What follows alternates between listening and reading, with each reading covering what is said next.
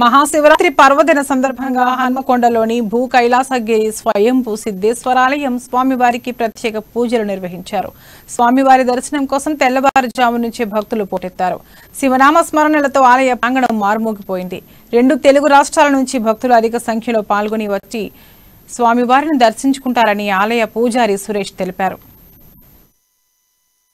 సిద్ధేశ్వరాలయం స్వయంభూ లింగము దక్షిణగాంటిగా పేరుగాంచింది. స్వామివారు కొడముఖ ద్వారంగా వేశారు. ఇది కాకతీయుల పూర్వము ఉద్భవించినటువంటి లింగము. మహాశివరాత్రి ఉత్సవంలో భాగంగా మాఘ బహుళ దశమి రోజు కళ్యాణ మహోత్సవం నిర్వహించాము. మహాశివరాత్రి సందర్భంగా ఈ రోజు త్రయోదశి, చతుర్దశి, శనివారము ఇలా అన్ని తిథులు కలిసి వచ్చాయి కాబట్టి ఎంతో పర్వదినంగా ఈ రోజు భక్తులు భావిస్తారు. ఉదయం నుండి సాయంకాల రుద్రాభిషేకాలు నిర్వహిస్తున్నాము.